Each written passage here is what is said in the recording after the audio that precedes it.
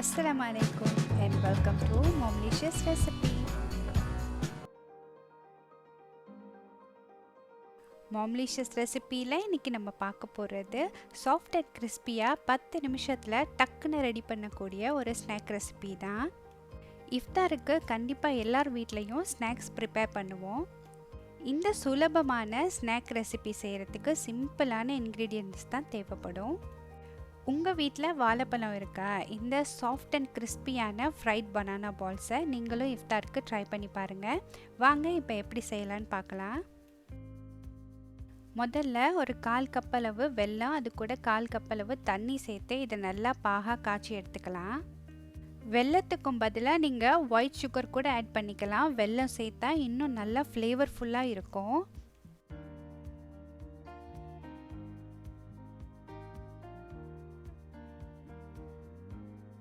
அடுத்தது ஒரு பவுலில் 4 பழுத்த வாழைப்பழம் எடுத்திருக்கேன். அதை நல்லா இந்த மாதிரி மேஷ் பண்ணி எடுத்துக்கலாம்.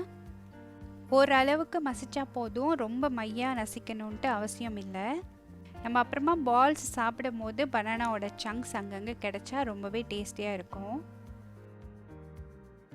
வாழைப்பழத்தை நல்லா மசிச்சு எடுத்தாச்சு. 4 வாழைப்பழத்துக்கு நான் 1 கப் அளவு மைதா மாவு எடுத்திருக்கேன். அது கூட 1/2 டேபிள் ஸ்பூன் அளவு பேக்கிங் சோடா, ஒரு 1/4 டேபிள் ஸ்பூன் அளவு உப்பு சேர்த்துருக்கேன். இந்த ரெசிபிக்கு நம்ம வெல்லம் சேர்க்க போகிறோம், அதனால் உப்பு பார்த்து சேர்த்துக்கோங்க. ஏன்னா வெல்லத்திலே லைட்டாக உப்பு டேஸ்ட்டு இருக்கும். இப்போ எல்லாத்தையும் சேர்த்து நல்லா பிசைஞ்சு விட்டதுக்கு அப்புறமா 2 டேபிள் ஸ்பூன் கார்ன்ஃப்ளவர் சேர்த்துக்கிறேன். அடுத்தது வெள்ளைப்பாகை சேர்த்துக்கலாம். வெள்ளைப்பாகை காய்ச்சிட்டு நல்லா ஆற விட்டதுக்கு அப்புறமா மாவில் சேர்த்து இந்த மாதிரி நல்லா மிக்ஸ் பண்ணி விட்டுக்கோங்க.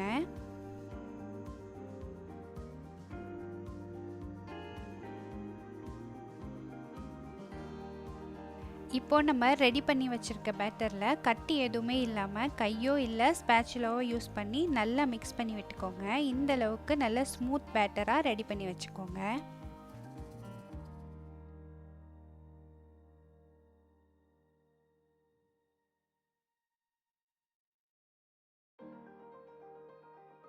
இப்போ ஒரு பேனில் பொரிக்கிறதுக்கு தேவையான எண்ணெய் சேர்த்து சூடு பண்ணிக்கலாம்.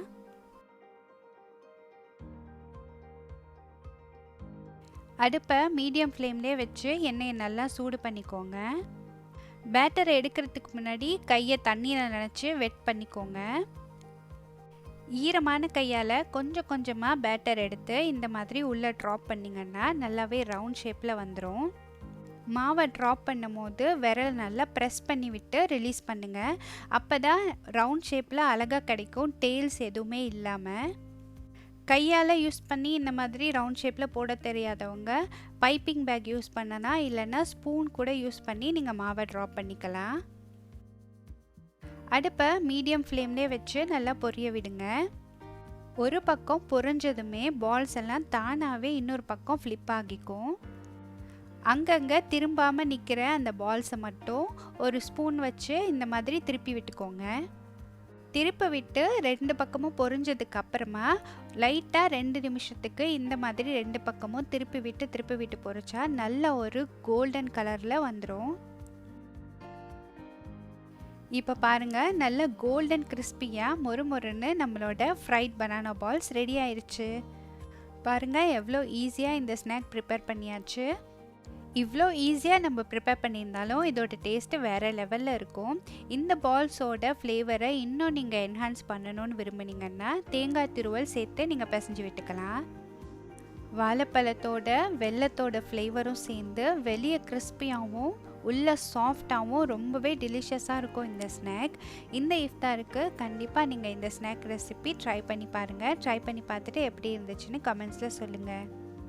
Thanks for watching Momlicious Recipe.